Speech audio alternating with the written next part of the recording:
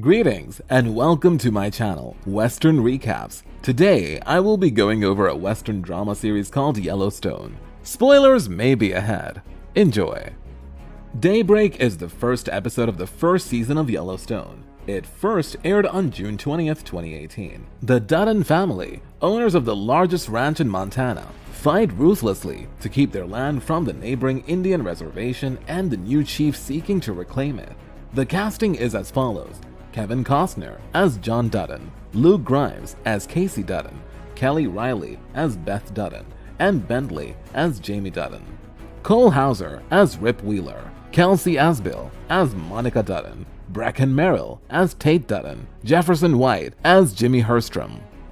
On Tuesday, John Dutton, the owner of the ranch, collides with a truck while driving his truck and horse trailer, resulting in a traffic accident. He sustains a visible head wound as a result, but because his horse is in far worse condition, he puts it to sleep.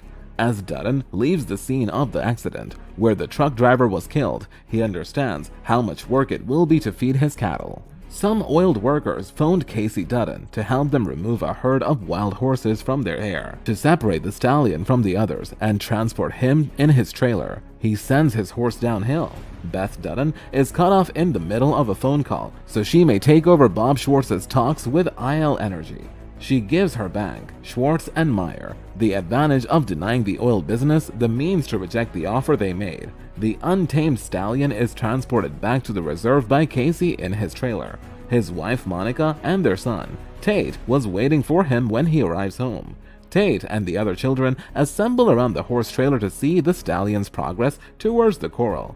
When everything is finished, Casey's brother-in-law, Robert Long, asks him to provide a hand the next day to him, and his buddy Sam stands alone. At the ranch, Jamie is assisting his father in getting his head wound treated while talking about the herring. Lee is put in charge of the roundup, and the father and his son separate ways. There is a lot of activity in front of the Painted Horse Casino Hotel to commemorate the appointment of Thomas Rainwater as chairman of the Broken Rock Reservation. Rainwater believes that it is up to the Indians to receive what they deserve, and he informs her that they want to purchase back what was theirs and would like her to assist them in spending their money. Dan Jenkins, a real estate developer, is meeting with possible financiers to discuss his and Paradise Valley's future ideas and legality. Beth is drinking in the conference room. A gentleman named Ted approaches her, but she tells him she's not interested in her overpowering manner. The Dutton roundup did not go according to plan. Much of the barbed wire has been removed, and some of the cattle are now grazing on tribal territory. Men on both sides pull their guns, and Lee approaches Long, warning him that he'd be the first to fall if anything happened. The stress is relieved when John Dutton lands his chopper nearby. Broken Rock cop Ben Waters tries to explain that Dutton has no power on the side where the cattle are grazing. The Dutton marches right over to Felix Long to discuss matters. The Star-Spangled Banner plays as the Great Montana Livestock Auction gets underway. John Dutton takes his seat, but not before passing by Jamie and informing him of the reservation issues. Despite his reservations about Jimmy's criminal history, Dutton will give his grandson a chance. Governor Perry is the next person after John's seat. C highlights Jamie's performance in the hearing and reminds him about an offer she made about Jamie and his political potential. Beth later shows her father the so-called Mr. Plan of Paradise Valley, confirming John's fears about the construction of a new metropolis. He chooses to take a ride. Rip Wheeler has been dispatched to invite Jimmy Herstrom to work for the Yellowstone Dutton Ranch. Wheeler has brought a branding iron with him, and after attempting to persuade a disinterested and sleepy Jimmy to accept the job he has to offer, he sobers him up by allowing the iron to become red hot on the stove. He didn't just bring it to work on Jimmy's nerves, but he also places the Yellowstone brand on his breast to welcome him to the club. He has to start on Monday.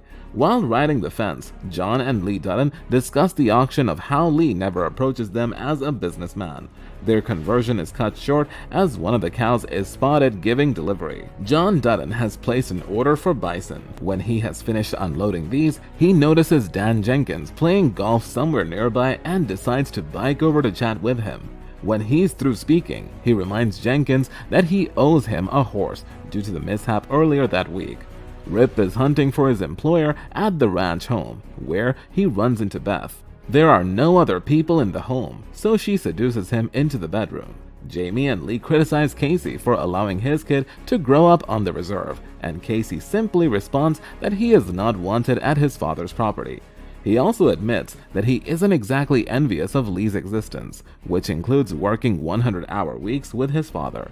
John and Rib inspect the proposed subdivision's location. John Wright discusses the scenario. Because the folks of Paradise Valley are planning to dam the river directly next to Dutton's land, John believes it is preferable to relocate the river. Felix Long pays a visit to his grandson-in-law to explain that the nation is not about to give away its livestock, that John Dutton would not allow them to retain it. There will be a struggle, and Felix tells Casey to be on the opposite side as soon as possible.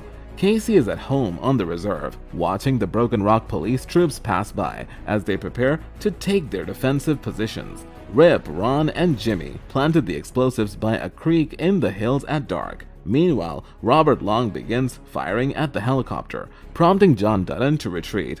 Lee is then shot by Robert Long, who approaches him and is going to fire the trigger again. Casey, on the other hand, proves to be speedier and shoots a couple of shots into his wife's brother, killing him with the last one. As he walks back to Lee, it becomes clear that the one gunshot that struck him was lethal. It's Lee's funeral today. While Father Bob is preaching, John is wondering about other family graves. When the family returns to the ranch house, John notices Casey sitting by his horse and approaches him to chat. Monica questions Casey about what occurred, telling him she deserves to know, but Casey is unable to tell her about the incident. The camera focuses on Casey's chest, which bears the Dutton Y trademark.